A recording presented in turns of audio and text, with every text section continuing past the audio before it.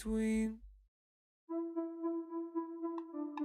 I cannot breathe, I can't see, I can't look in between. I cannot breathe, I can't see, I can't look in between. Jag kan inte andas när jag ser hur det går iväg.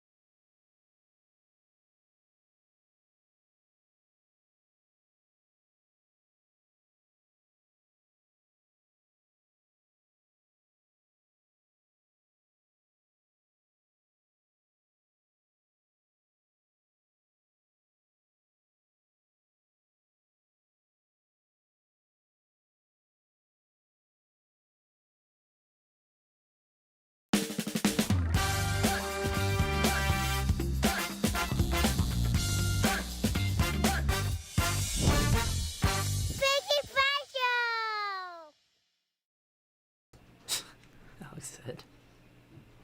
Hey! Oh, look at that. I almost shut Look the at door how too, and I heard.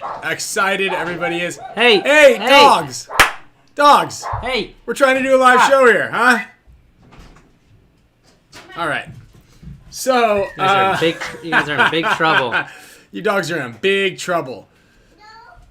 Oh. Sometimes we forget that Tuesdays, it's been, we've had 2 Tuesdays off, basically, from being in the Spick and Span In the studio. Yeah. So I'm going to move Alex's head off here. It's already it's floating I too. Yeah, I'm going to put him in the microwave. Here you go. All right, Alex in the microwave. Bing. All right. So welcome, everybody, to another episode. Big episode. Big episode. Yeah. Special episodes. One of the best ones yet. Hannah, get off of me. Episode number 73. We're back in the Spick and Span studios. Actually, only for a week because the next one is also going to be on location. So we're going to talk a little bit. Wait, where are you next, is it? I'm with your boy Bart in Maui. Yeah. That's right. See if Bart can do it with you. Yeah, we're gonna talk to Bart. We're gonna talk a little bit about of everything. I say the dust is settled. Maybe if Zach's out there, you can do. I think Zane's out there. Oh yeah, yeah. We're gonna do the whole Yak Mac family. Yeah, see if they want to jump over to the Saints. I heard the Saints are going after the Yak Mac brothers. Really? Yeah. I did see that on I saw that the official news paintball troll. Paintball trolls. Yeah. I try to get as much of my news as possible from the paintball troll. There's been a lot of good content coming. It goes paintball troll, pro paintball troll, iconic paintball, Hood Ratchet TV. Yeah, that World Star. Kyle will so every so often send me a video I see Hood Ratchet TV Instagram page and go, dude, did you see what happened in But it's real Myanmar? news. It's just a funny, I don't see that because I'm just scrolling through Instagram and I see a headline and I'm like, whoa, that's crazy. And I just send it and then it says Hood Ratchet TV and I'm like, this is the problem. Bad. But it's real news. This is one of the problems, yeah. Yeah. It's real news. It's real news. Until it, yeah. Yeah. All right. I guess it's all pretty bad where you get your news. If you get your news off of Instagram, then I guess that's just kind of yeah. Yeah. Yeah. Have to fact check. Yeah, you do have to fact check. What you don't have to do is you don't ever have to fact check any of the news you hear off the Spick and Span show. Just take it, depending on how we say the word allegedly. Mm-hmm. Did you watch the last week's show? I did. You did? Yeah. Alex was really nervous when I was like, well, when Kyle, and he's like, you can't say that. And I was like, do you know for sure? I go, yeah, allegedly. And he's like, you can't say that. What do you, he was freaking out. So I saw he was getting worried. He was getting really worried about when we dropped the news. It looks like you were right. I was right. Yeah, you broke the news first. I had an inside source. Yeah. I had an inside source. Yeah, you must have had good info. So, yeah, I must have had a really good source on that one. And we do generally have pretty good sources, but sometimes it's like, let's just run it. Yeah. We are doing a live show. And we're only Tuesday, so... Yeah, it's only once a week. However, and I don't know if we can expect to have this wild of an off season again in the future. But Dizon, shout out to Dizon real quick. Thanks for the cookies. I really liked them. The coffee ones kind of maybe were not a hit. That was the first time. I thought he just gave me one, and I was eating it. I was like grabbing some out of my room, and I was eating it. I'm like, is Ryan playing a joke on me? He's like, this already eating terrible things. It wasn't that bad, but it did smell like cigarettes. Yeah, the coffee. Don't eat the coffee cookies from the Honolulu Cookie Company. The rest of them were dynamite. Yeah, they were good. The coconut one was my favorite, which is also why I didn't get a chance to give Kyle one of the coconut ones to try because I ate them all. Mm-hmm. But anyway, shout out to Dizon, thank you. But Dizon messaged me and he's like, "Dude, you guys need to have like a quick breaking news edition of the show, so you can just go on air." Like we talked about it too. We're like, "Dude, should we go on like randomly on a Sunday?" Because we had some new news. I forgot who was jumping ship or getting picked up at that point in time. Maybe it may have been J-Rab or no, it was before that. It was when Mouse was taking the deal. And it wasn't during the show. Every time we hear about the news, also, we ask everybody, hey, just don't announce it until... Oh, it might have been the Marcelo thing. When Marcelo was going to go or not going to go, we're like, dude, we need to go on Tuesday and talk about this. Yeah. So, anyway, we shared that information, and now Innovator of the Year, Mark Cresson, rolls with the breaking news segment in the HK studio. So, shout out to them.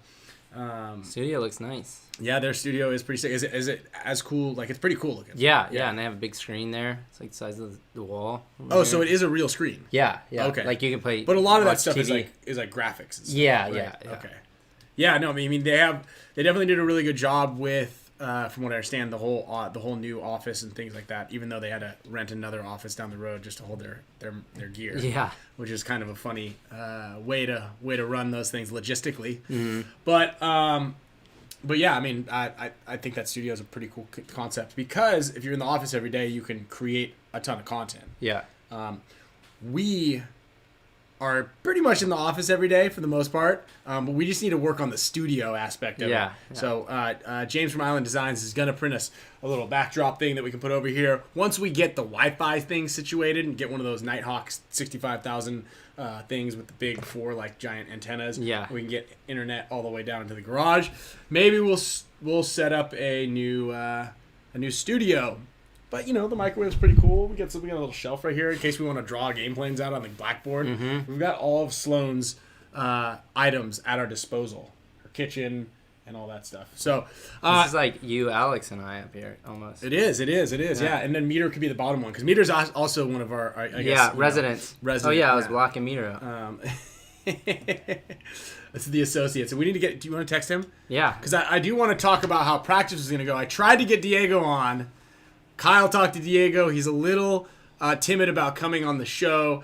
Obviously, he doesn't want to have anything lost in translation, and so he's working on some time to be available at the same time we're available. Obviously, a live show makes it a little bit more difficult with scheduling conflicts and stuff like that. But one of these days, Diego is going to be on the show.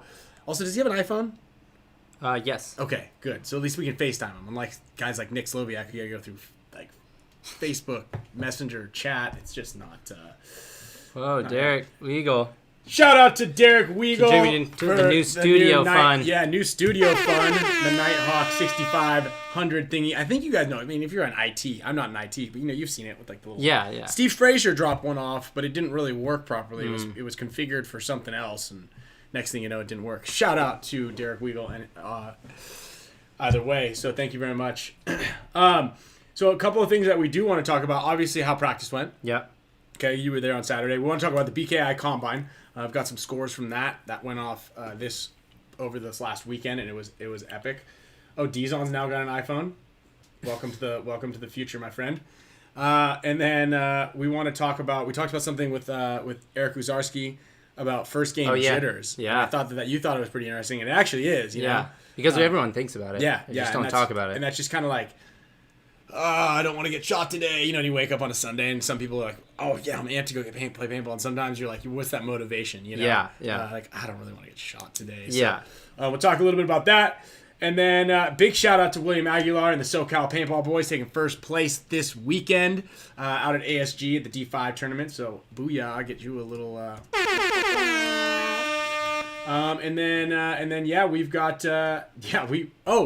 And then we're going to talk a little bit about the aftermath, not Team Aftermath. Although Team Aftermath lost a player. Brusselback. I guess he was looking for a little less effort.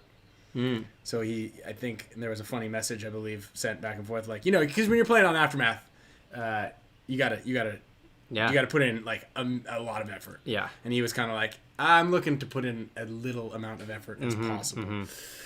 So he's on the he is on Infamous now. Yep. So maybe he's gonna replace Greg Sewers. And shout out to Infamous. They just launched some new luggage, which looks pretty sick. I'm a big fan I just saw of a picture luggage. of that. And Looks very nice. I'm hoping to score some of that. Campbellton, Texas. You think that's Diego? No. It's Texas. Do not disturb. So, big shout out to that luggage out there. Anybody that is at the Paintball Extravaganza, which, from what I understand, it might be. And that's held at the White House, huh? Yeah, it's out in the White House. So, in Washington D.C. Yeah, not getting. I guess it's not that tight out there. No, it's not. That's where I came from. That's where you just came from? No, that's where I was born in Alexandria, Oh. which is right outside Washington D.C. There you go. It's just cold and It's just cold. Lots Like of gray, bricks. gray Yeah. snow. Like it's like that gray slushy crap snow and lots of bricks. yeah, black ice. Yeah, yep. And then, do you know why they have basements on the East Coast and not over the West Coast? Do you know what basements are for? Tornadoes. Nope. Anybody know why there are more basements out, especially in the East Coast and up in the North? There's a flood. I'll give you a hint. So if there's a flood, it fills the basement up first. Yeah, it won't get your house. To be able to put more clutter and crap. Yeah. That's a thing. It has to do something with cold. It's warmer. Yeah, I guess. Cold War. Cold War. Nope. So we'll let that settle in here a little bit. Food storage. That's nope. Protection from hurricane. It could possibly be that. We'll announce the answer. At least my answer, my version of the answer. Heat does rise. It does rise. Thank you, Eric Feddersen. That is absolutely right. Right. Cold air sinks. Warm air rises. That is Food storage. Well, you could put food in there. Hoarding. It is also for hoarding. Yep, that's one of the Zombie reasons. apocalypse. Yep. So anyway, keep the answers rolling in. Also, I've got a ton of prizes.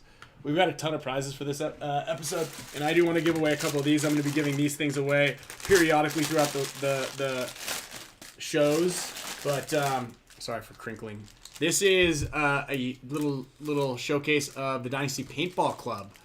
So we have the Champions Club and we have the Paintball Club. The Champions Club is sold out. That is a limited edition sex dungeon. Close, very close. I got a funny story about that. Well, not necessarily that, but like that reminded me of a funny story of when the cable guy came over one time. But anyway, this is a sample of what you guys are going to get if you join the Paintball Club. This is a $10 a month subscription base. Go to dynastypaintball.com, and this also gets you on the list to get first crack, or if any of the Champions Club vacancies happen, this is the memberships are going to go to these guys first. And also every month that we do a giveaway to all the Champions Club giveaways, we order extra, so that way we can do a little raffle, so a couple of the Paintball Club members will get this. Also helps to support the team. We got to support the team. We got to hold on to guys like Marcelo out there. So every little buck counts. So we appreciate that. And William Aguilar's right. Let's hit that like button. So limited edition sex dungeon. So this time I'm going to jump into this story before it's fresh. Okay. So we have this. Have you seen the little weird room that we have under the kitchen? Yeah. Yeah. Like under the kitchen, there's Uh-huh. there's like a strange there's like a microwave in there. Like it's almost could be like. I have never seen the microwave. I think there's a microwave. Anyway, so our house is like an add-on. There's like a bunch of add-ons. All the houses in this area are just like people just plop little pieces onto things. Yeah. So our cable guy was coming over and he's like, I can't figure out why the cable's not working out of pulling this thing. So he went under the house and then he went over here and then he went under this thing. And I go, is this kind of weird? Or like, do you see weird things like ever when you're at people's houses? He's like, oh yeah. I went to this one place and I went into one of the rooms and it had a lock on the outside and it was padded on the inside. And I go, How did you see the inside? well, because he unlocked it, Oh. and he went in there searching for where the cable lines were, Yeah. and he was like under, it was under the house. It was a room like that one, a basement room that was like underneath the house. That was an add-on, and it was padded, and it had a lock on the outside. So basically, you get stuck in there, and then they lock it, and it's padded, and you can't hear it. And I said, "Do you have to report things like that?" He goes, "No, I just kind of like get really weirded out and just kind of go about my job and go to the next place." Make sure the door is like, really okay. propped open if you go in there. Yeah. And there we go. Mark B, the foundation requirement for freeze temps. So basically, basements in one of their functions is so that way the pipes don't freeze. You run the pipes under the basement and it's not exposed to the elements and they don't freeze.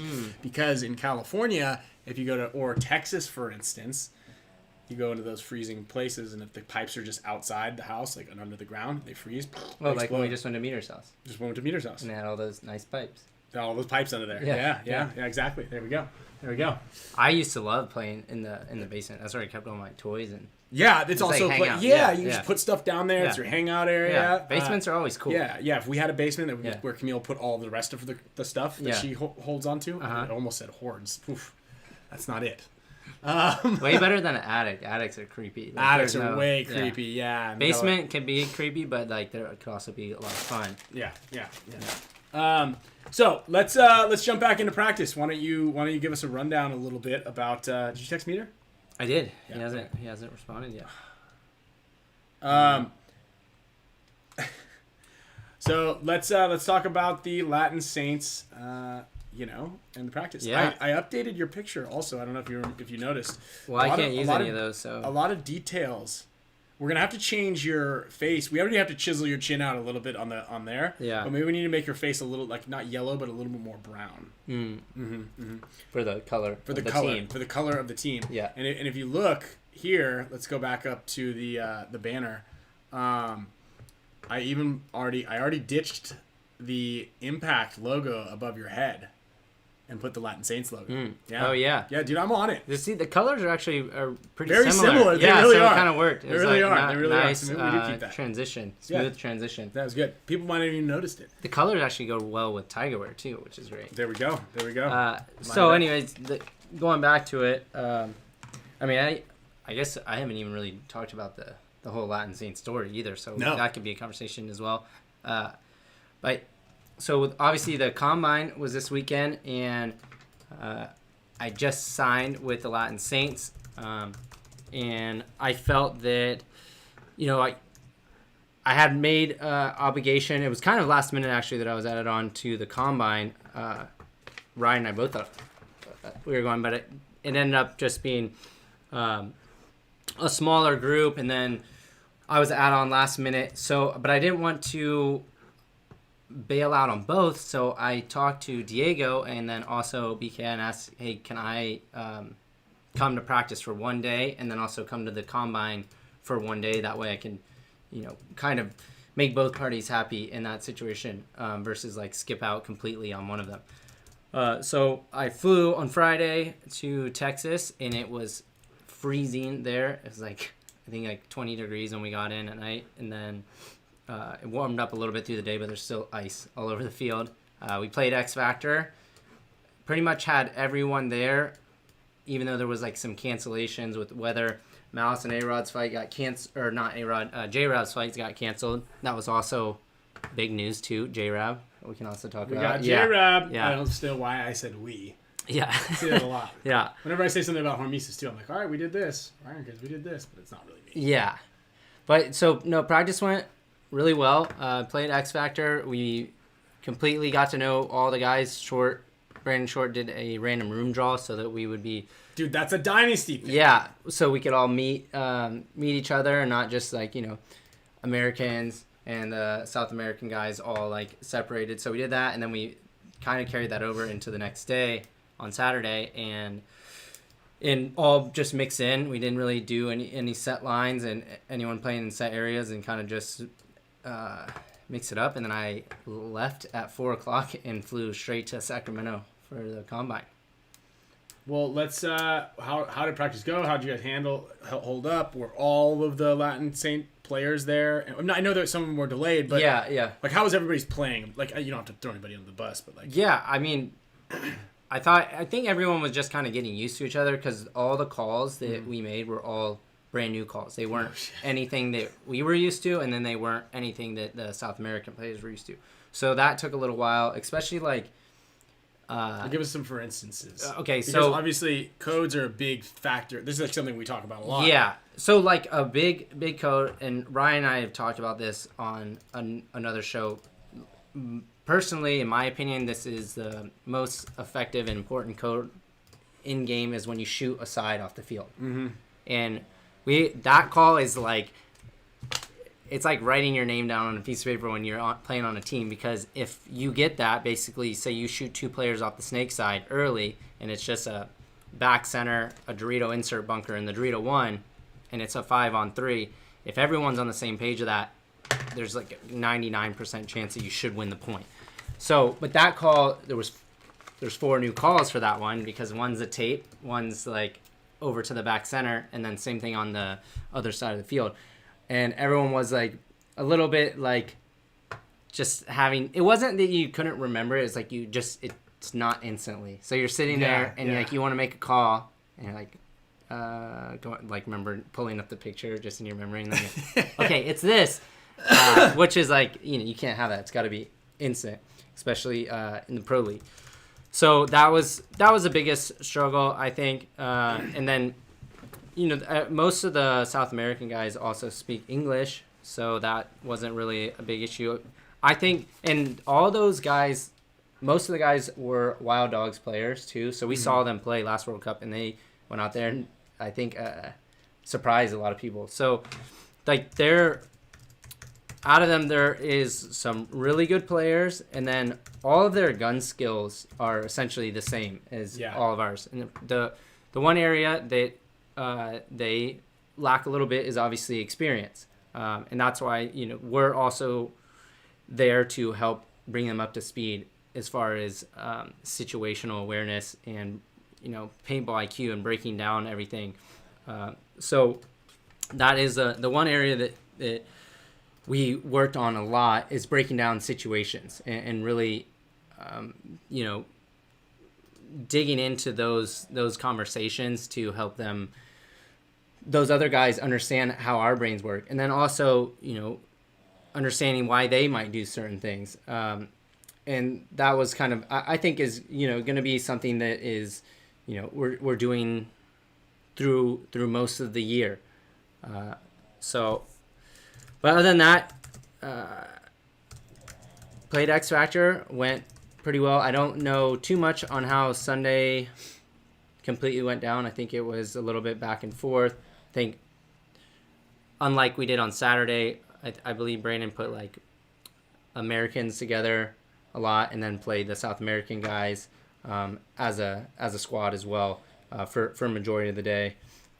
But that is going to be our team's home field, which will be cool. So you're gonna be playing them a lot, playing Houston Heat. Yeah, but we're not gonna play X Factor for this event because they're in our bracket, obviously. Oh wow! Yeah. So do you know who you're gonna be practicing? I think we're practicing like Heat level, and I think the first weekend we're just practicing ourselves. Which is good if you have 14 guys. Yeah. Or 12 Yeah. 12 or 14. 14. 14 for right now. Yeah. For now. Yeah.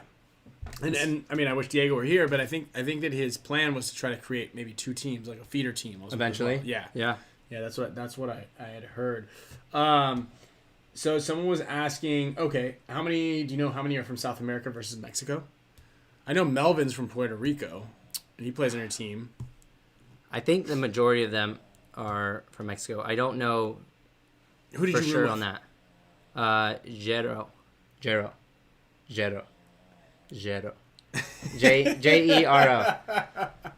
I like, it looks like Jero, but Jero. You got to roll the R on that one. Okay. Yeah. Okay. And he also plays Snake like me, so it was cool. We were just bouncing some ideas, and obviously, like, he got in late. I was there late, so we pretty much went to bed, and then I brought all my stuff to the field and left from the field to the airport. So Didn't get to talk with everyone for as much as I would have liked to. But obviously, it was better for me to go and just immerse myself on that first weekend. And then J-Rab was able to make it, which was great because I think he wasn't his deal wasn't completed till Thursday. Right. He had to fly out Friday. So that was good. They were able to buy on a last minute flight. Those are pricey. Yeah. I don't think it was that pricey. I'm joking. He obviously doesn't give a shit. Yeah. He paid J-Rab $120,000. He doesn't care if there's a last minute Southwest or Frontier flight. Like. True.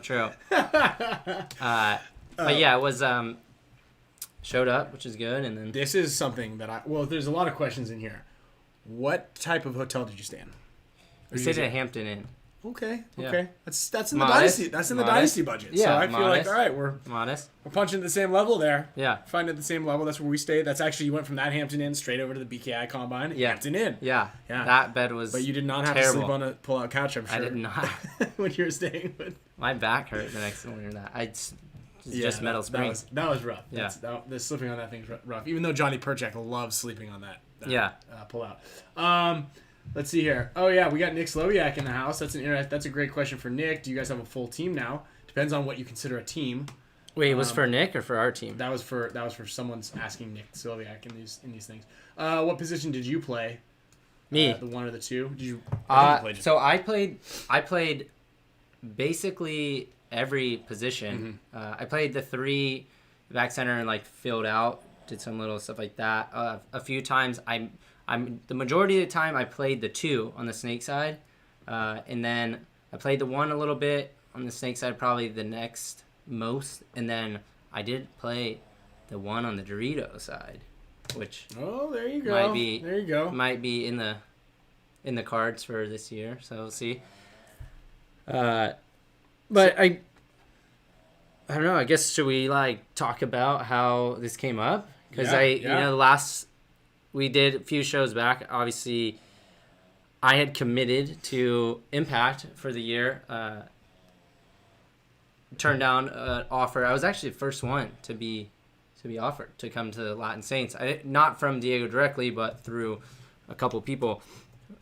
And we talked about like because I had seen a few funny things that it said like I wasn't gonna do it for the money, but I did. Like there is to a certain point where it's almost like irrefusable.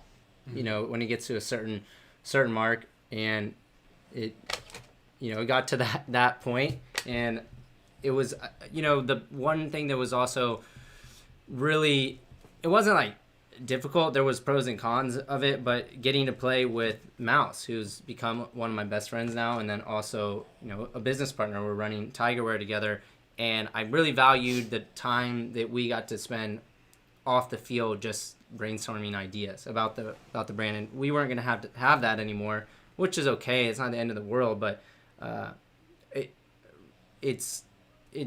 was something I really, really value. And so basically that came into the decision. And then also just trying to build something from a team that is brand new and I think has a lot of opportunity to surprise people, and just a complete shakeup of the industry, and obviously financially great opportunity. That's a huge thing, and I think that this is the great thing about what Diego did, is he set the bar really high. And actually I did see someone mention something like, should there be a salary cap in paintball at this point? Well, I suppose luckily for us on Dynasty, and thankfully Marcelo chose to stay on our team, but otherwise I'd be like, yes, we absolutely need one because we can't compete with that. Yeah. And actually 90% of the teams out there cannot compete with that. Bart and Randy, I guess, technically could, but do they want to? And is it really does that set a strange standard? And I think you made a good point. You're like, dude, you didn't want the Impact guys to match it. And it wasn't that you didn't want them to. You just, and this is really admirable of you, is it's like most people would go and say, hey, I got another offer. I'll stay if you match it, or something. But you felt, and I'll let you kind of explain this a little bit better. But I thought what you did was great, because obviously you love playing with Impact. And, Yeah. and those are your guys. Yeah, and, I love those and guys. Bart and Dave are great. And what Bart does for the sport is awesome. But I'll get to what you said here in a second. But having a salary cap, I definitely don't think there should be a salary cap. I mean, it does suck to be the team that gets poached, and some teams can't compete with a lot of that, and we're one of them. However, for being in the league for so long, understanding that this is life-changing money for a lot of us and people, which is also another reason why no one can get mad at you. If you leave for like an extra 10K, Maddie says this all the time, and there are guys who you currently play with and you've played with before who will just go for an extra like, a little bit of extra loot, which is fine. And I don't know what their situations are, but you've got to put something, because eventually when that jump stops and someone's like, we don't need you anymore, then you've burned so many bridges before. But if you do it for the right reasons and you do it in the right way, it's great. And I do think that he is, and I said this last time. I said this with Alex. We did a short show last week. If you guys didn't see the show last week, you definitely want to, after this one, go over there and watch that, because it's really quick, short, to the point. But, doing it for the right reason. But he's making paintball players' dreams come true. Like, this is like a dream for people, is to get that big contract and get paid and not have to like work a second job or worry about specific little things here and there, and be able to go on that surf trip, extremely expensive surf trip at the end of the year, maybe. I don't know. But like, and people will complain sometimes like, he sold out. But like, there's a point in time when, like no one ever gets mad at Tom Brady for getting $50 million, or like the the highest paid quarterback or the highest paid wide receiver, or when someone goes to another team. That's just part of the business. And while paintball is definitely a more niche community and everybody's a lot more tight and more bonds are built, you can never fault someone for taking a big contract. And being like, you're a sellout. So that's, and I don't think anybody ever will think of that. But I thought what you did was pretty admirable. And you can kind of explain that a little bit better. Well, so basically with that decision, and the offer that was given to me, it was something that I had to seriously consider. That I was like, I don't think I could turn it down. Before, in the first scenario, it was something that I had valued, maybe saying with a team that I felt that more loyalty and something that I had been building, and those are my friends. And so it wasn't enough to make me kind of make a decision like this. But then when the next offer came, and if you guys saw the little podcast I did with Marky HK, I talked about how also Mouse did something extremely admirable and something that a lot of people wouldn't consider him to do, but he gave up $10,000 of his salary to give to me to also incentivize me to come to the team, which was really cool of him. That made me feel really good too, as well, for coming from Mouse. But I had to get to the juicy stuff here. Obviously, Bart, when I talked to him and Dave on the phone, I said that like even if I was to get a matched offer, which would probably be like double what the next highest paid player on Impact would get, I wouldn't like that, because I think those guys on Impact are just as well deserving of an incredible offer such as that. But for me, I wouldn't want to play it like that. That didn't make me feel good. But at the other token of that, what Diego's doing, and making dreams come true for a lot of players, the scale is different there. Right. So it's everyone's kind of within that same ballpark. So it's not as like impactful, no pun intended, but as it would be like that offer came over there, and there was no hard feelings with that decision. And I talked to all the guys and all the players on the team. Most of the guys like, we're not gonna fault you for that. Like, we understand, and like, it sucks to see you go. And it was sad. It was sad for myself, and it was sad for those guys. And thinking that after losing Mouse is going to be another blow, losing myself as well to the team. And what could their impact's still going to be a a competitive, strong team, no matter what. And it just, it's tough because I had grown so close to like Dave and Nick and Brandon Cornell and obviously Trevor, and Bart, and all, even the Canadians. So it was kind of like heartbreaking to me too. I think I texted you. I was like, I feel like I'm breaking up with a loving girlfriend right now. Like it's hard. But something I brought up to Dave this weekend too is like, it's going to make us both work harder. Like maybe, we're on a team, what Impact had been, especially last year with the roster of 10, like basically all-stars. Now we know right now how competitive the pro league is. Like, even if you have 10 superstars, it's like, it's still really hard to win. Like you might win an event, but like, you're not guaranteed three events won and the series title. Like, there still needs to be a lot of work that goes into it. So, in my perspective, I think not only is this going to make us work harder, especially, those the American players that got pulled to this team, but also guys on Impact, like Brandon Cornell and Trevor and Nick and all these guys on the team that have had such a solid roster. It's going to force them to work harder too, and you could just see a lot more enhanced play out of these guys across the board from the Saints and the Impact. That'll be good. That'll be interesting, and it's going to be good opportunities because as that new team, usually when a new team comes into the league, it's like not bottom players, but they're like in that demographic of team. There are some standout players, but it's not an all-star team. Yeah. So what this does is it allows new players to be able to come up into those and fill those roster spots. So Impact obviously picked up 2 Revo players, which are great pickups. It's also great for us because we play. We drew Revo in their division, in our division, but we also play you guys. But they also picked up Axel Gaudin, which is a huge pickup from. Is that for sure? Yeah. Because that was allegedly. Yeah. And then we did see it on. It was on Instagram. I think it was Hill. Justin. Who is it from? Diesel. I think. They're Snake Guy. Something Hill from anyway. Someone. Jonah. Jonah Hill from no, it's something else Hill. I forgot his name off the top of my head. Go on to their page. Whose page? I don't know. Their page. Diesel. Diesel. Their web I don't know, web bro. page. Someone. Anybody know the guy's name? His last name's Hill. I believe he plays on Diesel. Anyway, they picked him up. I think it's the front guy. The kid. Zach Hill. Quinn Nadeau in the house. Shout out to Quinn. Allegedly. So allegedly they picked up Zach Hill as well to bring up into that role. Now what that does is it kind of reshuffles a lot of the stuff. While it does make some of the teams on the bottom end a little weaker, it gives the guys at the top a little bit more opportunity.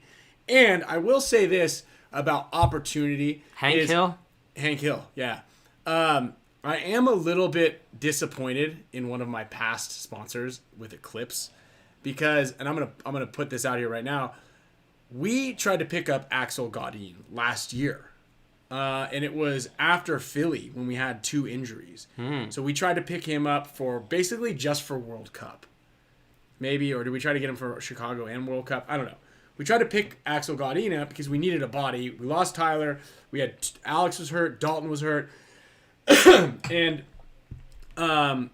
we reached out to him. He's like, oh, man, like, thank you for the opportunity. And, again, I'm not, like, well, yes, straight up. Like, playing with us is a huge opportunity for any player. And Axel Gaudin, we feel like, is a great player in his own right. He can plug into any position. We needed someone to fill into a front position at that point in time. And so we hit him up, and he's like, yeah, that's great. Obviously I'm going to still play with the Tauntaun, so I'm going to miss the first Chicago weekend of practice. We're like, that's fine. We'll just fly you in the weekend before the event. You practice with us, stay for an extra day, then we're going to fly to the event, and we'll fly you home. Yeah. And what ended up happening is Eclipse has a pretty strict no playing with anybody else's guns policy, which I understand. And I've been on this side of things before because I tried to play guest with an Eclipse team, and they said no. But to stifle someone's opportunity in that respect, especially during kind of COVID times, European paintball was a little tricky and tough. Like, they wouldn't let Axel play with us unless he used an Eclipse gun, and I thought that was pretty lame. Yeah. I guess because again, it would have been a huge opportunity for Axel. Yes, it would have helped us a little bit, but in the scheme of things, outside of the business realm, you should be like, dude, someone has an opportunity to play with one of the best teams in the history of the sport, and currently it's a European player, which will help bolster European paintball in general. Yeah. And it's just a huge move. Like, let the kid play. Yeah, yeah. You know, if that's just straight up. That's how I would look at it. That's fair. You know, and I thought that was a little bit of a low blow, and so we were like, okay, well, how about this? We came up with a scheme that would have worked, but Axel's like, I don't feel comfortable doing this. We're like, dude, Axel, how about this? Quit the tauntauns. Okay, we'll pick you up, and then you can play and guess with the tauntauns as much as you like, and you can use whatever gun you want.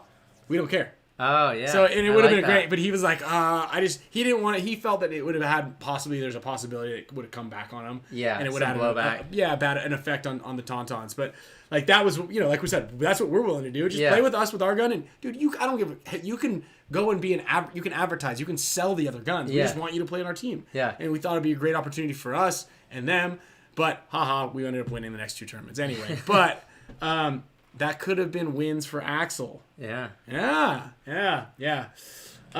So again, I thought that was a little bit of a low blow in that aspect. But he gets his comeuppance anyway because now he's on Impact. Yeah. So that's kind of a funny thing. Sometimes people will want to return something at Nordstrom for a price, like it went on sale. Yeah.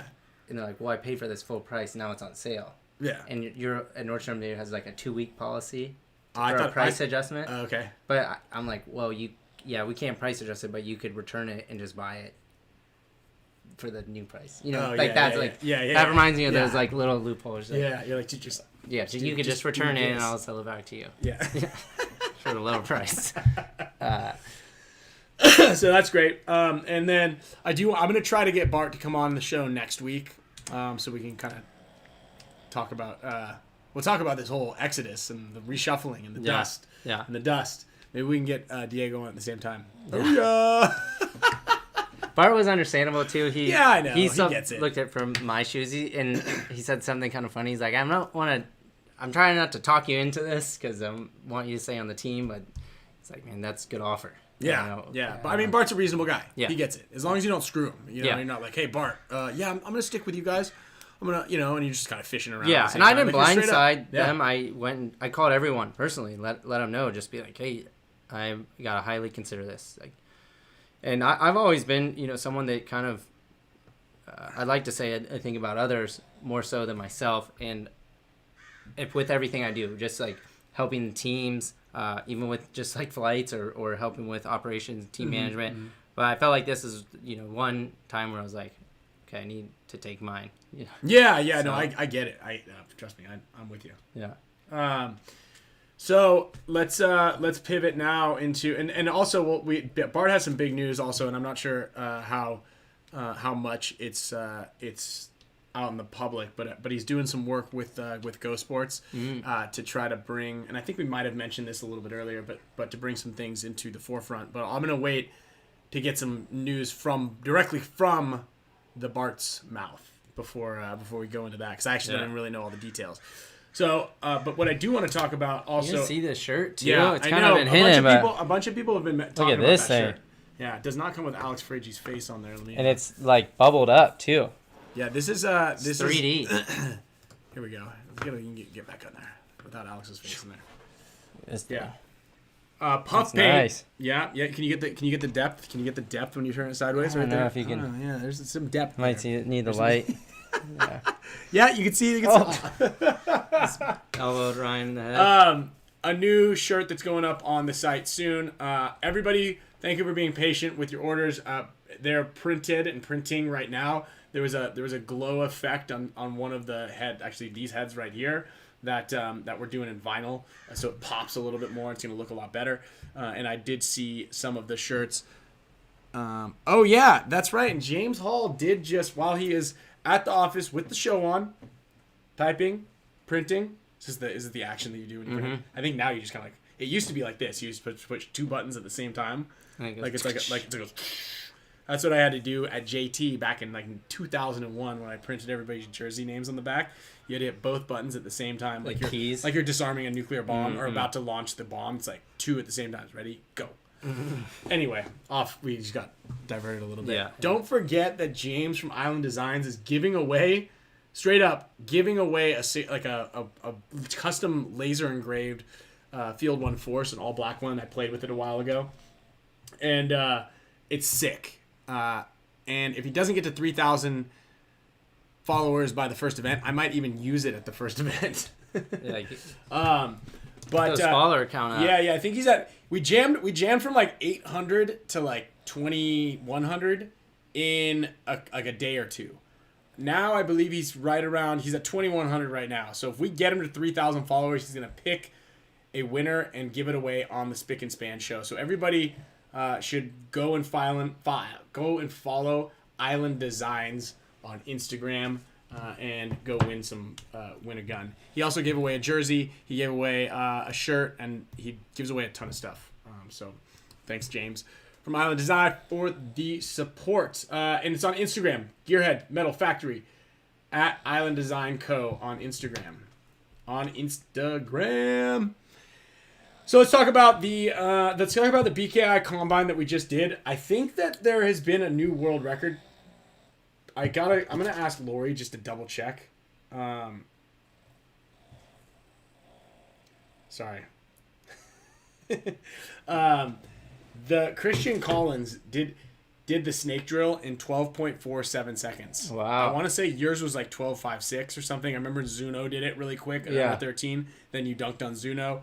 Yours is like right around here. Wow. That was crazy. Yeah, that's and he fast. did one in like under 11 seconds. Or sorry, under 12 seconds. It was like 11.9. Just missed the target. But he missed one target. And it was like, yeah, it was crazy. And he showed up. He was a walk-on. Not a walk-on, but he like walked up. Yeah. And was like, hey, I heard, are there any extra spots? Like, I heard this thing is pretty cool to go to. Rose, quiet down. He's back here.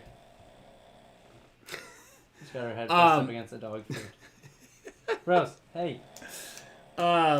So he was like, hey, do you have any spots? He was wearing those original JT pants, the ones with the gigantic knees and the big plastic. Yeah. Wait, they were blue, right? His were pink. Oh. Yeah. His were the pink One ones. I was There's like, a that guy looks with the like blue. you. Yes. I'm gonna give her a little shove. Yeah, you guys hear the dog snoring? So, dude, shout out to Christian. Kyle Santos in second, Julian Velasquez. So Christian did it in 12.47 seconds. And then we have the lateral slide drill, just under 1 minute with 0 deductions. Final time, 57 seconds. And this year we did 10 reps on the lateral slide, which was really, really rough. So the record looks like it's 12.38 seconds. Woo! What's Kyle's score? Do we have Kyle's score on there? And look, what the crazy thing is, the combine at Dave's Field, the turf's a little stickier. Mm-hmm. You know what I mean? But you get a good start, so you get a lot of thrust underneath that first dive, but you don't slide like, remember at the Boston Combine? You slid like all the way to the thing. You're like, oh, boom, boom. So yeah, it was a little tough, but yeah, it's Chris Hughes won that one in Arizona. Then Nicholas Garcia for lateral slide. Evan McCarty, shout out to Arizona again. Evan McCarty's on Phoenix Rising. Did the snap shooting drill in 5.32 seconds with his left hand and 5.29 seconds. That's 10 reps. So he's basically snapping in and out at that just about a half a second per 0.55 seconds or so per hand. Actually, yeah, somewhere in there. 5.6. Brandon DiMaria, who I had on my winning combine team. Finally, we chalked one up for the good guys. We'll talk about that in a second. Greatest combine team of all time. They're saying that it was almost could have been the greatest combine. Yeah, it might have been the greatest combine team ever assembled. Wow. And they're talking about all BKI stuff. This includes summer camp. Yeah. No matter how many wins. Yeah, better than had. Bigfoot. Wow. Yeah. Better than Bigfoot. Doesn't matter how many wins you have. Including supersedes, summer camp, everything. This was the world championship. Yeah. For all, this is like from all events associated with Like, other BKI. ones didn't even matter. The other ones don't even matter. I Yeah. mean, they mattered, but not Yeah. nearly as much as this one. So it was a unanimous Who decision. beat Marcelo. second? Beat Oh, Marcelo. Marcelo Marcelo got took second. Yeah. Yeah. It's a bummer for him. Tough loss. Tough weekend for him. Then let's see. Run and gun was Brandon DiMaria.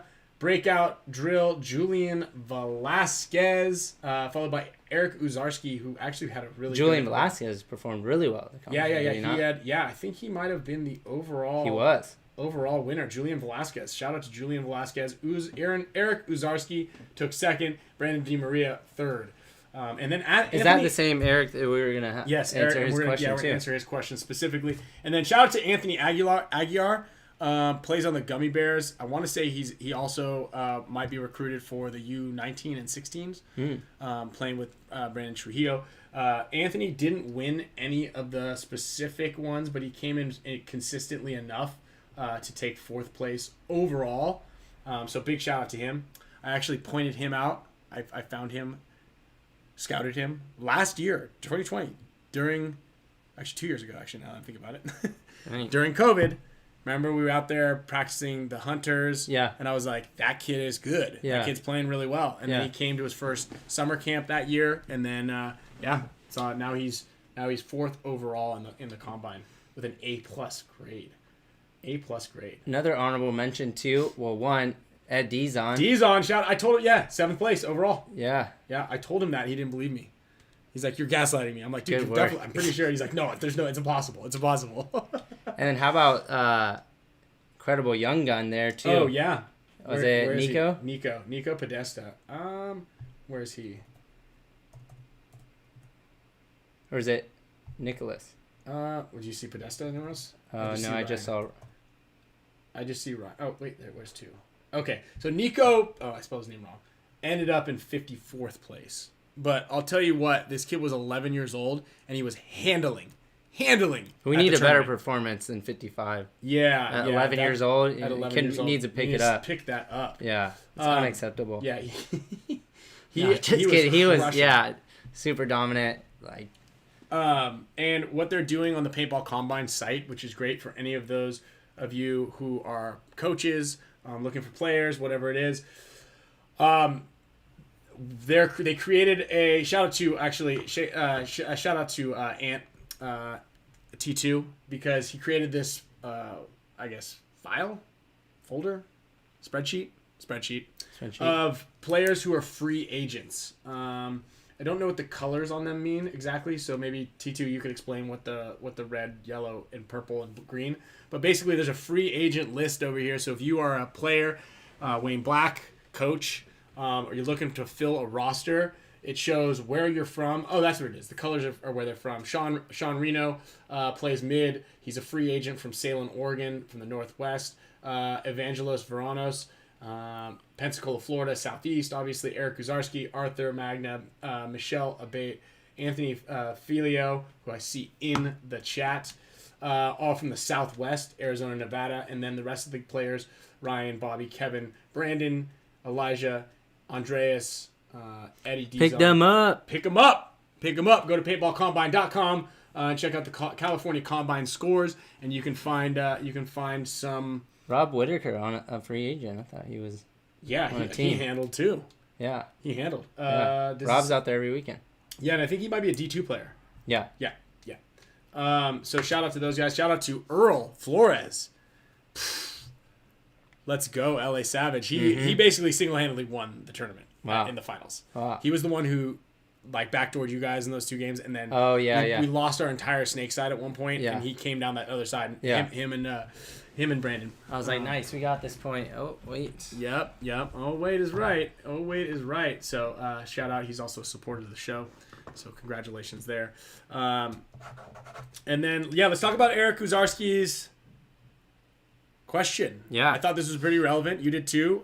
It's a little bit about the first game jitters, but he was talking to you about it. So after we did the red zone drill, he came up to me and he's like, hey, I don't know if this is like kind of an embarrassing question, but it's like, I don't know, no one really like talks about it that much, but he said, how do you get over kind of the first game jitters and more so about like that paintballs hurt sometimes. And I said, that's not a bad question. I'm glad you asked me that, because I think that that's a great topic for us to bring up on our show on Tuesday. And he actually came over and he got different perspectives from each one of the professors, Ryan, Tyler, Nick, everyone. And I told him, I was like, hey, that doesn't really like go away. Paintballs are going to always hurt. You just find ways to kind of like get over it or cope with it. And then he also made up a good point. It's not like everyone's like, hey, like don't be a wuss or whatever. Like just, he said that once you get shot, like in the day, and then he goes, like obviously it doesn't hurt that bad. It's not crippling. But it's just before, like, you get shot that first time that you're kind of like worried about it. And, a couple things that I said to him personally was like, one is I think that if you didn't have, the game would be like, I don't know, I can compare it to like one thing I've heard about good video games is like what makes a good video game is it being just challenging enough that it's like you can never be perfect. And because paintball is hurt, that creates a sense of adrenaline. Otherwise it would be kind of like laser tag, which you play laser tag a couple times, it gets boring and you're over it. But because paintballs do hurt a little bit, there is a sense of adrenaline, which makes it harder to process thoughts quickly, like you may when you watch a game of paintball and you're like, why isn't that guy doing that? It's like because you have to think through that adrenaline. So it makes the game a little bit more challenging, and I think you kind of like once you accept that, that also kind of makes it makes it a little bit more digestible for you when you're going out to the field. Two other ways that I said that makes me not worry about that is like when I'm going to the field and tournaments like this it's not relevant at all, because I think most players know like I'm going to do whatever it takes to get the job done regardless of worrying about how the paintball is going to feel. But in practice, like a good thing, and I think this is a lot of people probably think about this, no matter who you are, unless it's like you're just savage, you really just don't care whatsoever, and paintball has never hurt you, you're invincible. But I said like to have an intent, like for me, I like go through like what do I want to achieve this point, like who do I want to shoot, where do I want to get to, and kind of like go over scenarios so that I have that goal and I kind of simulate a tournament setting so that when I step on the field, I know what I want to do and I want to accomplish that. Because like, it's like those common things where even like when we were in Dynasty, he's like, all right, remember there was tournaments where he's like, everyone had to go up to the middle. And I'm like, I don't want to go up to the middle. But then you end up doing really well. But it's like going up there with an idea of like, I'm going to shoot this guy, then I'm going to go around bunker this guy. Like if you set that goal, you're not going to sit there worried about like, God, I hope I don't. You're not going to the point like, I hope I don't get bunkered in the back of the ear right now. Like you have that intent. And I think that was that's a big part of. Look, and I see people in the comment section, and a lot of people are like, I see a lot less people like chiming in here than I kind of expected, but a couple people are like, don't be a bitch, Yeah. Like I get it. Look, I've been doing this for a long time. I've been doing this for more than 2.5 decades, like 25 years. Yeah. Right? And dude, it does suck to get shot. Like when I'm playing, it doesn't really matter. Like it's kind of like when you're standing on the sidelines and you get shot and it really hurts. You get one rib jab. And you're like, oh, even if God. It's from the other corner. Just, so it does suck. Yes. Yeah. And the middle suggestion is a great point, right? When everybody has to go play the center, and you're like, hey, oh God, like what am I gonna do in there? Because in the back of your mind, no matter what, you have to be like, some people can turn it off and on, and some people don't really care. Like a lot of people are like, I bunker me, it's gonna fire Chris me up. Soyas and Mike Paxton's. Yeah, and it's like it's gonna fire me up. When in reality, there's this little guy on your shoulders like, man, that sucks. Are you sure you want to go back up there? I don't know about that. And then you're going to get bunkered again. And then you're going to get bunkered again. And you're like, this does suck. And I always say this to everybody who I coach. It's like, stop hesitating. When there's someone in front of you, go bunker them. Yeah. what would Alex Frazier do? And I think kind of taught you this too. It's like, because you know what happens is when you're the guy doing all the bunkering, then there's another guy on the other side of the field. Let's call him Mouse, because this is how Mouse plays too. You bunker Mouse once, you bunker him twice, he's gonna be like, you know what, F that. I'm not going back up there until I can trust that someone around me can protect me. This is also why I don't play at any of the clinics that I teach, because I don't trust you guys. Yeah. You know why? Because I don't want to get bunkered, because it sucks. Yeah. And when we're playing at these clinics, like at an event, like I'll go in there and I'll do the job and I'll do the work, and if it takes me getting bunkered, like I'm okay with it. That's fine. Yeah. But sometimes when we wake up on a Saturday morning and you're like, oh man, I'm gonna go out there and I gotta run up the middle and I'm gonna get bunkered again. Yeah. It's the same reason that you don't take cold showers all the time. While cold showers are good for your health, it kind of sucks getting in a cold shower. Surfing is really fun. It sucks being cold. Yeah. Right. So there's a reward to a lot of this stuff, and there is something in the back of everybody's mind that's like, oh God, I gotta go up there. Like, oh man, I don't really want to play the snake because Alex is gonna be in there, and guess what? Alex is gonna bunker me. Yeah. And everybody goes, why don't you bunker him first? It's like, dude, I didn't even know he was there most of the time. Yeah, yeah. So that's another reason why I always say, like, if you have the opportunity to go bunker that guy, do it every time. Yeah. Because that's gonna leave doubt in the other player's mind. And this is kind of a little bit more theory and mentality moving forward into the psyche of paintball, but it all stems from, oh, I don't know if I really want to go up there because I just don't feel like I want to get shot today. And Eric was like, dude, I'll do drills all day and I'll do this and that, and like, but I just sometimes I just don't want to go up there. Like I feel like I don't want to get shot today. Yeah.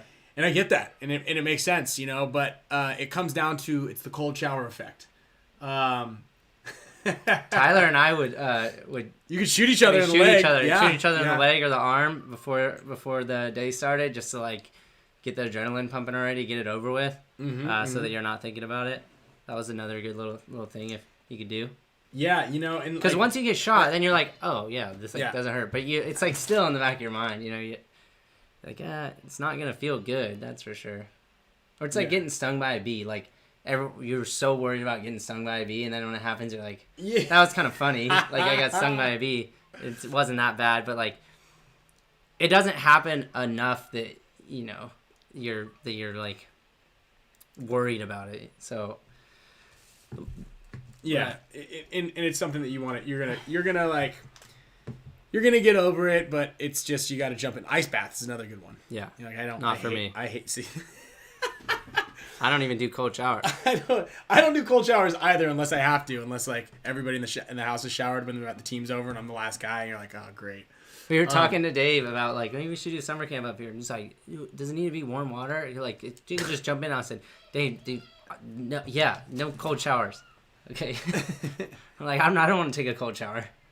It's like, but yeah, you just jump in, jump out. Like, Yeah, that's that goes up. That goes against the Yelp rating. Yeah. Oh, it was great, except cold showers every day. Let's answer Randall. Mario Rockstars. Man of War stings, but the surf is so good. Oh man, yeah. Sure, shark. The shark doesn't feel good either. The shark's in there, but Randall, about Tiger Wear. So we were planning to release it actually this past weekend, but we had a little bit of shipping delay on our packaging, so it kind of pushed us back a little bit. But we will have an update about once that stuff comes in. We're kind of just, they say a certain date, but it typically comes earlier, so it might be this weekend. I will let everyone know. Could be Tuesday on the show next week. I always push him for that, but just I don't know. It will be in between this weekend or a couple of days after, but I will make sure, if that is coming, you guys have at least like 3-4 days to know everything there is. We're not going to just drop it and then you're going to miss it. So I'll make sure it's out there for the public so you guys will know. And I do want to answer, you know what? I'm gonna make this one a trivia question. And the trivia winner is going to win a Dynasty Paintball Club because we're getting into the prize time. We're over 100 likes, which is usually our threshold to give stuff away, but we've been having so much fun. It's been such a good show. And we didn't even have Alex on. This is a great show even without Alex. Yeah. We just had his head bobbing around here in the corner. Let's put him back up there, actually. And put him back in the little. I guess little we could shelf call. right there. We could call Quinn and see if he's got any. Does he tell you to call him? No, I was just. I'll just call him. Yeah. Is he still in the thing? I don't know. Let's get him on there. Let's get Quinn on. Yeah, and Maui Rockstar, shout out. I'm flying out to Maui tomorrow. We got the whole family. The gear's packed. We've got a snorkel, like the full face snorkel for Sloan. Yeah. I don't think that's gonna go very well, but hopefully it does. And we're gonna try to take her and get her in the. I mean, she swims. She's into the water. She's on it. Do you want me to put that up? I mean, I guess I could. You could I send it just to me. looked at it, but Is this all new? yeah, these were so product shots are done. That's a cool one. I like that. So what I'm gonna do is, I guess we could sneak peek that. let's throw it to the MacBook Pro. We're That gonna one's mine, but Oh, is it? one of these is yours. Let's see No, which- I've got this, and that. Oh yeah, good.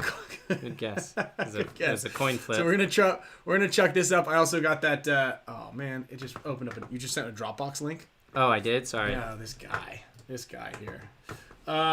Here, I'll Save resend image. it. No, I got it. Oh, you got It's it. already done. It's done. So someone said in the chat that J-Rab is now the highest paid player in the history.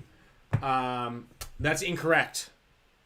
Adjusted for inflation, how much money did Oliver Lang make? Adjusted for inflation. Oh, you did the math here? Yeah, I did the math. It was over here. And actually, I don't really remember exactly when he left, but I thought it was 2000. When did Oliver leave? It's definitely Oliver. By a slim margin. But adjusted for inflation, assuming that Oliver left in 2007. I call it 7. I was in diapers. I don't remember. Let's go just to the nearest 1,000. The nearest 1,000. Give him the money. Yeah, Sandy Toes. That beanie I was wearing at the combine is gonna be. There we go. released. Chance. Shout out to Chance Lanzillo. Chance Lanzillo is the winner. $134,000 is the number that I came up with. Based on $2,007, Oliver Lang made $134,022. Wow. Yep. So you are now the winner of a Champions Club little gift pack, which is a Dynasty pin. Bingo. Is a Dynasty sticker. Champions Club sticker. That's a little, look at that. Wow. Yeah. And a reversible band. Yeah, shout out to David Rome right here. This is David Rome Creations right here. That.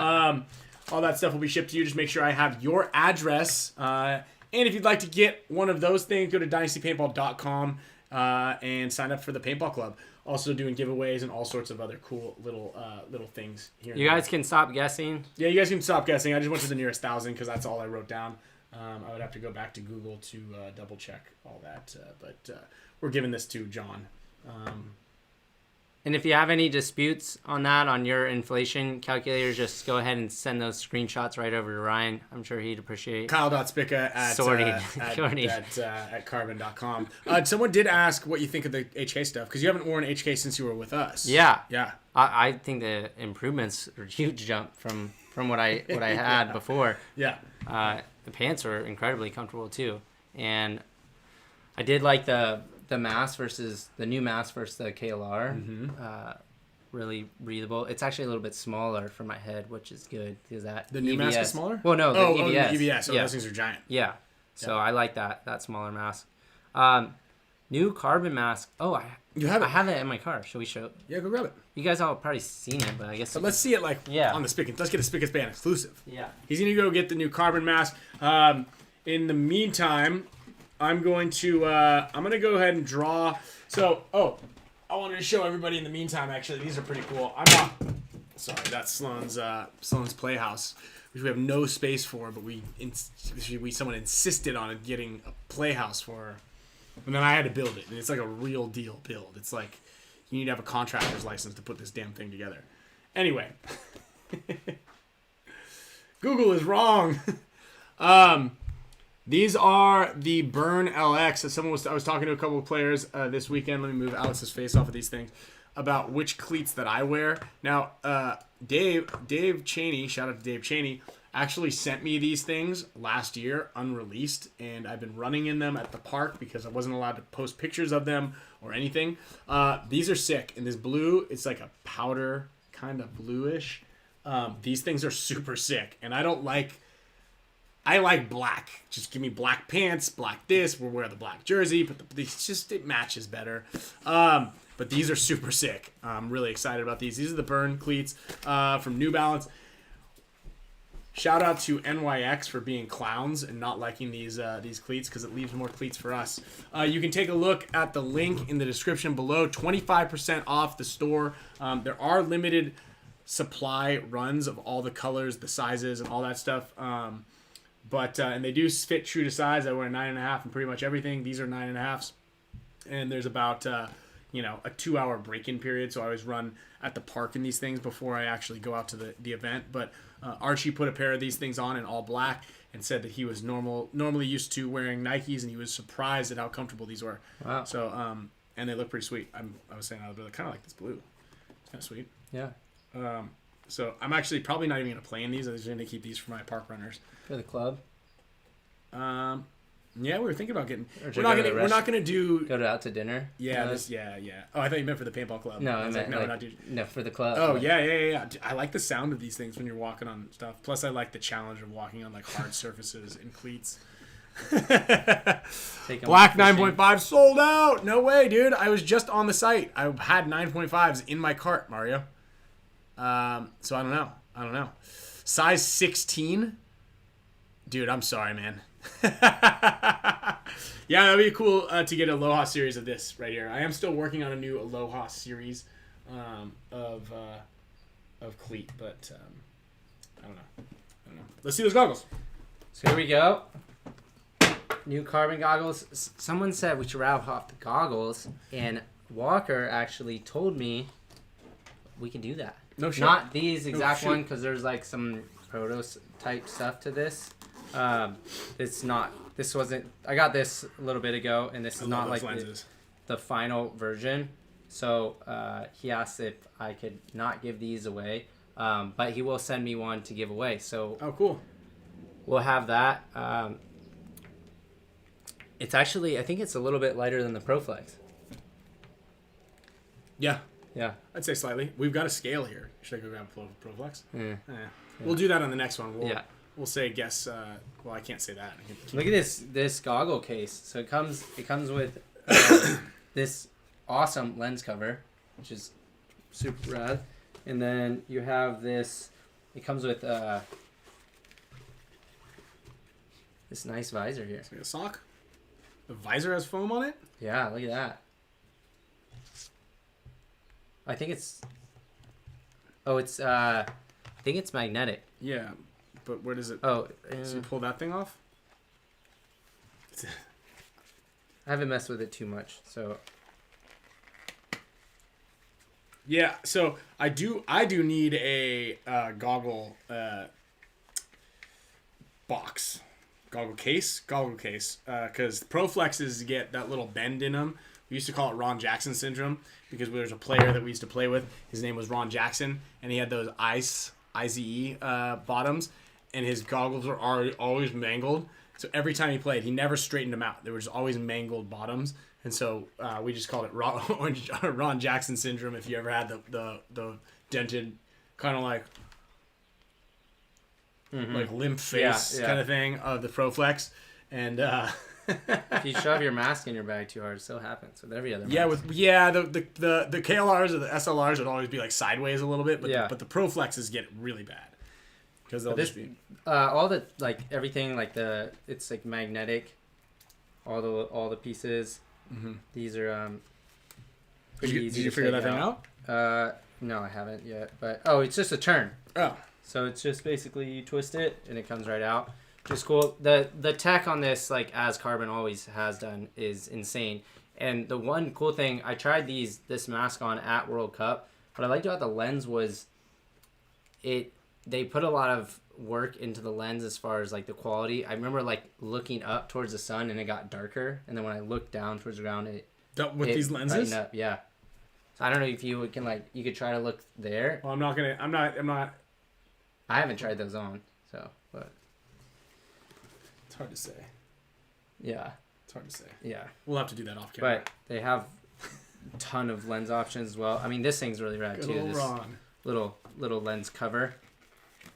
This guy. Has this little flap. Just goes right over. I can see that going badly. Like a rubber band. Yeah, you're punching me in the face. They're just gradient lenses. Gradient lenses. Yeah. Yeah, those look nice. Those look nice. Yeah. You always want to carry a spare lens. Yeah. I actually just saved our snowboarding trip by carrying an extra set of goggles because my goggles filled up completely with snow. And Matt, one of the other participants in the trip, only had dark lenses, so I let him borrow mine. And then when mine filled up with snow, I had to use his dark lenses, but it was okay. Anyway, I ate it pretty hard. Okay, so Mario, you wanted the freeze. I do like the freeze better. So yes, those ones are better in my opinion. Also, I like them, but these ones are pretty good. You want to try these things out? Yeah, and the wide cleats. Those I did notice those things were out. Now every shoe company, actually every company in the world, I think right now is having supply chain issues, but they should be getting new cleats in. I believe some in March and then again in April and then not till like June or July again. So there's problems across the board. So if you do find a pair of cleats, doesn't matter. You can actually find anything that may wear down over the course of a year or several months, whether it's it doesn't matter, stickers or I don't know, whatever wears down, tires or things like that. Buy extras right now because you never know when they're gonna have them back in stock. Cleats are another good one as well. I was gonna pull this orange piece off, but I kind of feel like I'm using enough force to break it, so I'm just gonna go not do the visor demonstration right now. So. I mean, they're magnets right here. Yeah, but we gotta pull this orange piece off. I just run to the snake, all right? Yeah, this thing clips into here. There's a clips on the outside. Yeah, but it's gotta this part needs to be so that foam replaces this foam. The whole thing, this whole thing right here. Yeah. Yeah. Okay. Well, this is our first take on these things as well, so we don't. Buy extra stickers. Those things, supply chains. Who knows? Who knows? Yeah, and Andy McLean. So I don't know exactly how the production of goggles work. I do know that I have approved. Sorry. It wasn't me that approved it. I know that we have seen proofs of what a design could possibly look like with straps, and I don't know if the actual ProFlex was in there or not, but there's a ton of Dynasty stuff branded with JT that is on the way. We did test out some new pants. We've actually tested out 2 different types of pants. One we're kind of like paying homage to the old original pants, and then the other ones were more streamlined, kind of 2022 new era pants, which we won we wore at the last practice, and those things were sick. So stay tuned for all sorts of cool things like that. So let's do this. I've got a bunch of giveaway stuff here. Let me borrow this piece of paper. All right. Let's borrow this piece of paper here. And let's see. Grab that bag.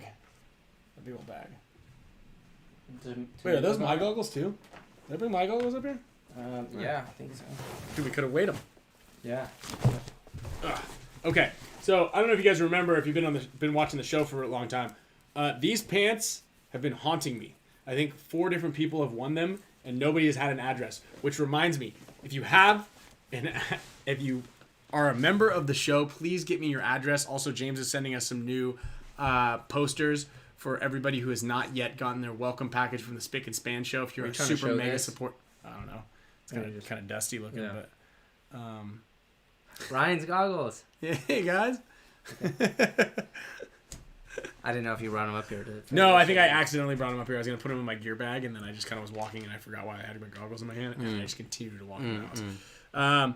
So anyway, make sure I have your addresses, so that way I can give you the winnings. I've got an original Mark Cresson Innovator of the Year Award shirt. That's gonna go with the pants. Okay, so that's a nice little package right there. Let's see, what else do we have? We've got a HORMESIS shirt in size large. Okay, everything that we give away is one size fits all. So we want to thank you oh, here we go. This is good. This one was won twice as well. No address. 2 different names have been written on the package. So hopefully third time's a charm. This is, I think... Surprise? This is a surprise. This thing's been sitting in the box for a while. This is a medium shirt pack. Okay? I believe it might be kind of... It's like a shirt with a pack built into it? No, but that'd be pretty sweet. Put that on the... I'll put that on the... R&D list? Yeah, on the R&D. Mead shirt pack. Shirt pack, yeah. And then we've got a signed Dynasty poster inside of here. A box. A box. You're getting just a White box? I have actually sent in the past a box with nothing in it. And someone's like, hey, I opened up the package and there's nothing in there. I go, really? Got you. Oh, wait, no, it was the Jesse from Maui Rockstars. One of the times when I think poster, the poster. Yeah, he got yeah. no poster. It was just a sleeve. But it was in the sleeve. No, it wasn't. Oh, we had was to send it? him a new one. No. Also, these paintball playing cards, paintball trading cards. Inside of here, there's 10 playing cards. So someone's going to win that today. Oh, if you guys have any Pokemon cards, like some doubles, some triples, hit Tyler Harmon up. He's building a collection for his son Theo, and I brought some actually to the Combine for him.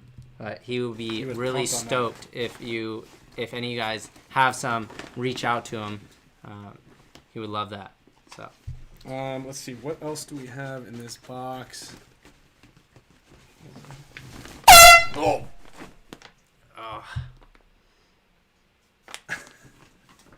I didn't know that was going to be that loud. That was really loud. Huh? What? HK ball breaker. That's actually going to go in with the poster. That's just going to go in with, it's going to go in the poster. And then, that was really loud. That was very loud. Then there was some, these are cool. I'm going to send out 2 of these things. We've got one HORMESIS keychain. Okay, this is actually going to go on maybe a luggage tag. One Dynasty luggage tag as well. So luggage tag. That's really cool. Yeah. All right. So, yep. All right, cool. Well, let's do this. We're going to do both of the luggage tags are going to go to the Super Mega Support Status members. All the rest of the stuff is going to go to everybody. And then I've got a Dynasty jersey also, but I think we're going to save that one for next week. And also, there's a dog tag. I think it's still outside. Dog tags are coming to all Super Mega Support Status members. James from Island Design is also printing all of those things. I believe he just got them in, and he will start laser engraving our faces onto them. And they're pretty cool. Pretty sweet. I'm excited about them. I'm excited. So let's see here. Did we get? Has anything happened? Is everybody? Give some stuff away. Let's give some stuff away. I say we give some stuff away. You guys want some free stuff? Ryan Matthews matches Pokemon tattoo. Wheel of names. Oh wait, I forgot about this thing. Let's put up this Tiger Worth. Oh yeah. Actually, I'll do this while give the you wheel's... guys a little sneak peek. I'm gonna give the wheel. I'm gonna spin the wheel, and while the wheel's spinning, we are going to put that thing up there. So, jump over to the wheel of names. We've got a ton of names on here, and once all of the once we start getting more product in from our new sponsors, obviously Kyle with HK and myself with JT, we will be giving away a bunch more stuff. All right, George Martinez, congratulations. There's some small pants for you. You sound like you could fit into some small pants. Let's see here. Let's browse. The next winner on the show. Did I download this thing? Here we go. Orlando. That's some HORMESIS shirt right there. All right. This is for the medium shirt pack. I hope you don't really think that there's a pack attached to the shirt. Jacob Cardiff. Okay, the trading cards coming up next. Trading cards, then followed by the poster. And, is that Jonathan Padilla? Almost. GP, you're getting some cards. All right, that's everybody. That's GP getting the cards. And then I'm going to pull this off. We're going to go over to the Tiger Wear. I'm going to have to make this a little smaller here. Whoa. Hello. I'll cover my face. A little sneak peek. little sneak peek of the some of the new stuff that you will see on this new release. So change the label color up to more of a orange, tiger orange, and then going with kind of like a earth tone package. Its collection is going to be called Rare Earth Materials. So, and we have some more colors coming on the way too. Besides that, so if you've seen, there's a blue one. It was the denim one that I wore. It was this in my Instagram photo. I can send you the picture if you want. Just go to the Instagram. But, yeah, just go to my Instagram. It's the last one. That's my favorite one. Yeah, that one's sick. That one's cool. But that beanie is also going to be on this release. Go check out his Instagram. That one. headband is not going to be released on this one. That's going to be. We didn't want to take away from that like that more exclusive pattern one. So that one will probably be on the next drop. But the next drop, we're going to try to do within 2 or 3 weeks. Okay, so you guys got the supply chain. Yeah, that's what we've been talking about this whole time. We had to rebuild, and then basically we set down like a itinerary of, we're just going to start doing multiple drops. Speaking of rebuilding and ordering new products, you don't need to order a new changing mat because the one that you left in the trunk of the car, along with your brand new HK Army hoodie, I brought back with me. Oh, you did? Yeah. Wait, I left the you left it all. mat. Yeah, you left it all back there. Well, thank you. You're welcome. Were those your glasses in the back of the car? Those Ray-Bans? They're like. I don't wear Ray-Bans, Kyle. I know you don't, but I just thought maybe they look like. I wear glasses. William Painter. Were those sunglasses exclusively? You can get a discount code. They were reading glasses though. You wear William Painter reading glasses? Man. I don't read. I don't know. I mean, my eyes aren't that bad yet. Although, like which is funny, if you look at my screen, I've had to enlarge the. I've looked the at font? the text. Yeah, when you have to enlarge the font, that means that my 40th birthday is in a couple weeks, and I've just now I literally pushed the Command Plus button twice on the thing when I opened up this computer because I haven't opened up the computer in 2 weeks. Yeah. And I realized I couldn't really see very well, but I think it might have been something I might have accidentally. That's not just you. I have to do. I make some I think the photos and everything are getting a little smaller. I think things are getting smaller. Yeah. Thanks. So it's not just you. Do the weight of the denim bands. All right, we're gonna go over to the second monitor over here really quickly. I believe those are 10-ounce denim. 10-ounce denim. Like the last denim ones we did. Mm-hmm. We'll see what weighs more: a 10-ounce denim, a carbon ProFlex, or a carbon mask. Don't put your answers in below because that's not a real thing. Okay. This one, I can't really see the screen very well. This is for the luggage tags, Gunnar Dixon. And then second winner. This is all of the super mega support status members, and we've got a big prize. I'm going to be giving away a Dynasty jersey this month. And we might even be giving away a pair of carbon goggles at some point in time on this here. Okay, second monitor. Booyah! All right. Back. Congratulations to everybody for winning a prize. Congratulations for everybody for joining us on the show today. We do appreciate all the support. We're definitely boosting on the weekly subscriber count, the viewer count. So we do appreciate everybody for watching this. And if you guys are watching this at home or listening to us later on in the week, we do appreciate that one. Remember, as a reminder, last week's show was a really short, sweet one, 20 minutes. And Alex was a little out of it. I think he was still having anxiety because we were a little cold. It was a lot colder. Yeah. And then he was coming to realization that maybe he was underprepared for this helicopter trip that we were going on. Yeah. I know that his brother-in-law, Matt, was a little worried. Did I tell you the story about him on the top of the mountain? No. Woo! I'll tell you that at the end of the show here. But Alex was sitting in there I don't know, man. I was just really cold. I go, we'll just bundle up, man. You can we'll get you some extra gear. You're gonna be fine up there. We're gonna be fine. So it was when my hands were cold when we were riding those. Yes. Like that kind of. Yeah. It was more what I don't know what I'm gonna do tomorrow. I might be in over my head. There was a little bit of a buildup of emotions before we jumped in this helicopter. So It's like before getting shot with the paintball in the day. it's yeah, you're thinking about it. You're just like compounding Yeah, these fears, and that's kind of how anxiety kind of sets in. But he was not, and he was feeling a little off for the show. But it also could have been just because he's the co-host. Sometimes there's a lot of pressure. Yeah. Yeah, being a host of the Yeah, show. true. Just hosting the show. That could have been it. That could have been That's probably it. and he was not intoxicated. No, he wasn't drinking. Everybody was being pretty laser focused. So okay, I'm gonna paint you guys a little picture. I've got that little heli trip video that's queued up. So I'm gonna leave you with that at the end of this story. So okay, We're gonna have some extra noise here in a second. Oh, we're gonna do this quickly. So we did a heli trip. It was basically my birthday celebration. Again, I'm turning 40 this month, and wanted to do a little bucket list travel. And so we decided to go on a heli-skiing trip, heli-boarding trip. So 4 of us decided to go a day early up to Northern Washington, North Cascades. Anyway, we did a warm-up lap. Then everybody was really good riders. Everybody's a pretty strong rider. Yeah.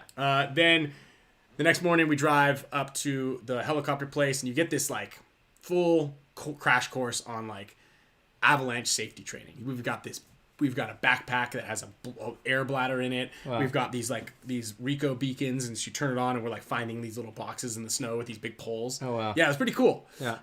All the while it was a low of 2 degrees. The 2 degrees was the low. Jeez. And there was this low cloud cover, and so we're looking at it, and they're like, all right, everybody watch out. We're gonna go drop these other people off because there's a couple groups that go, and there are these people that went out into it's like they just basically drop you off in the wilderness, and you do split boarding and cross country, and you can hike little things and ski down them, and then the helicopter picks you up at the end of the day. Sure. The one we did was you get like 6 to 8 runs, somewhere in there. Yeah. And there's like 100,000 acres. There's like over 100 landing zones across all these cliffs and peaks all over the place. Jeez. But the helicopter returned really quickly, and all the people that took off were still in it. And we're like, oh, that's weird. And he's like, dude, we couldn't. The helicopter pilot was like, can't see anything. Like I couldn't see the landing zone. There's so much fog in the valley, like it's too dangerous to fly. Damn. And I'm thinking, man, I got the combine this weekend. I can't stay any longer. Like, we paid for the trip. We came all the way this way. Like hopefully we get to fly. And also we're fortunate because we did the trip on a Sunday or a Wednesday, and on Saturday, Sunday, Monday it snowed like in some places like 18 to 20 inches. Jeez. So there was a ton of fresh snow up there, like and nice. it hadn't snowed in a couple weeks. But the visibility was pretty lousy. And so anyway, we get up there. They're like, all right, we're taking off. Let's go. And they put us with like the OG guide. Our guide that was originally going to go with us, they basically said it was kind of too dangerous. Yeah. And so they needed to send like one of the old bird dogs up there. Oh, this wow. old 55-year-old man who's like the legend in the area. Wow. And so they're like, all right, you guys are going with him. And we're like, tight. Like, okay. Basically, he was going up there to make sure that like things didn't go badly. Yeah. And when it snows freshly, after it's been sunny for I don't know a couple weeks, there's a little bit of a higher range of avalanche risk. Yeah. Which is a risk I was willing to take because I went all the way out there. I wasn't going to go home empty-handed. So we get in the helicopter, which was probably the most exhilarating part of the entire trip. Yeah. Was because if you've been in a lot of people have been in helicopters. I think you've been in a helicopter. Yeah. Like a little gust, and you're like doing one of these things, and you're sideways, and you're doing this, and you're like, oh, okay, and you get up to the top, and we landed on the equivalent of like maybe a little wider than this table. Oh wow. The helicopter touches down on this thing, and it's like it's going, and you're up there. You go from like Snow's going everywhere. 4,000 feet to like 8,000 feet in a matter of a couple minutes, and oh yeah, the snow's just going everywhere because you're in everything closed, and then all of a sudden you get out of this thing. You're like, all right, keep your head down, and you all bundle around while the helicopter it takes off, and you're like, I'm sitting from me to you away from like the basket. Yeah. So if the thing went a little sideways, someone is going to get bonked. Yeah. Right? And the visibility was awful. So we're on this, like, on the peak of this mountain with snow. And it was like, you can walk a little, like, there's a little wiggle room on the left and the right, but not a whole lot. Like, the width of the helicopter, like, of where the, like, the, whatever the little legs are of the helicopter, that's how wide the mountain was. Jeez. Straight down on either side. And I'm looking at it, I'm like, oh, this is going to be sick. I wonder if you can go down these things, Yeah. And he's like, all right, hey, we're going to traverse across. And like, you're looking at this couple 100-yard traverse along the side of the mountain, pretty steep. And the if the lighting was so flat that it was hard to see anything. Yeah. So all we could see is everybody's jackets basically. Wow. And it was windy, super windy. And then you're looking down like all these cliffs everywhere. So, and it was really deep powder. So first the skier guy goes, and then Alex goes, and then we're trying to traverse across this thing. And when you traverse, there's no incline or decline, there was this big flat spot, and I got stuck, and Matt got stuck. But I kind of unstuck myself. And Yeah. if you get stuck in powder, it's really tough. And we're also on the side of this cliff. Yeah. It's more of like a steep hill. It would have been a little bit of an anxiety attack for you too. Okay. So I kind of like shuffle up to the top part, and then I start going down. Then you catch a little speed, but when you catch a little speed, it gets a little bumpier, and then all of a sudden it goes to like from like maybe like this type of angle to like this. Oh. And you're like, I was like gripping on toe edge to go across this last traverse. Wow. And then we're all standing there and we're looking at Matt come across, and he was like totally stuck. Yeah. And you're at pretty high altitude, so he's running out and digging through powder. So he took his board off to walk it. Yeah. And so he's like tromping through, and then he starts trying to like kick and push. Yeah. At the same time, which is not. If you're doing that on the mountain, especially on a heli trip, it's kind of like, oh, what's going on? And then he starts getting some speed, and he's like, I'll just do this for a little bit longer. But he didn't know that it got way steeper. Oh. And he was going, and we're like, put your board on, Matt, like this. And he hits that steep part and starts taking off, and you don't have leashes anymore. And he fell, started tumbling, and his board was like whoop, about to go down, and he like jumped on it. Oh my god. He shuffles all the way back to us and was completely out of breath and panicked. Damn. He's like, dude, I don't know. I can't do this. Like I gotta, like, what's catch the your easy breath. way down? How do you get down? There's no getting down, by the way. Yeah.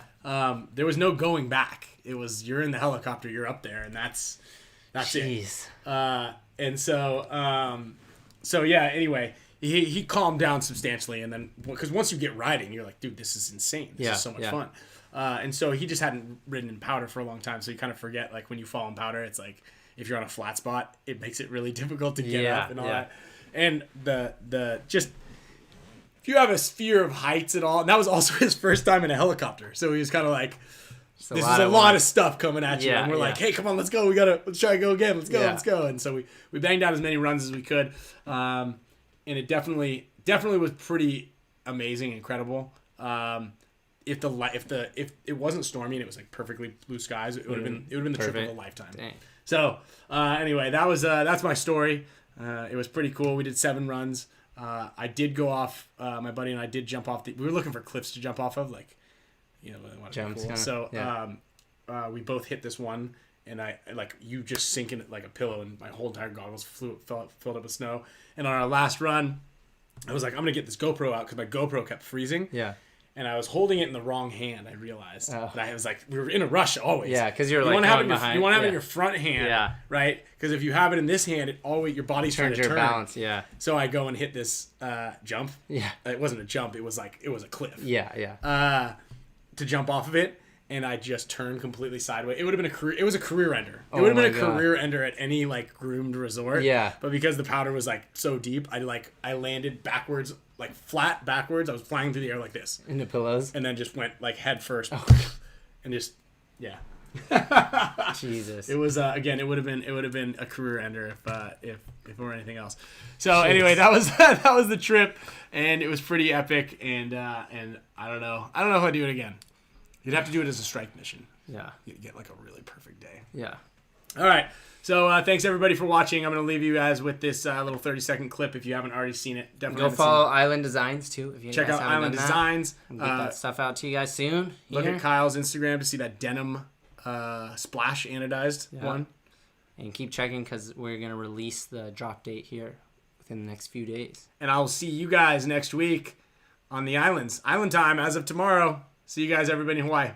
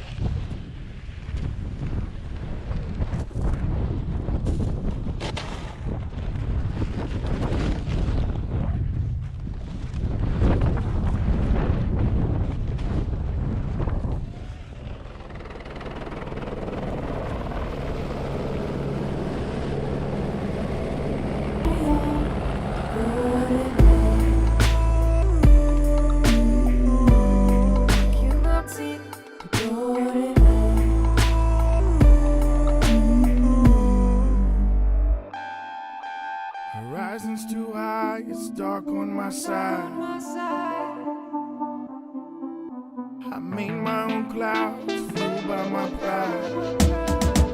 The ship falls away, and I turn to day.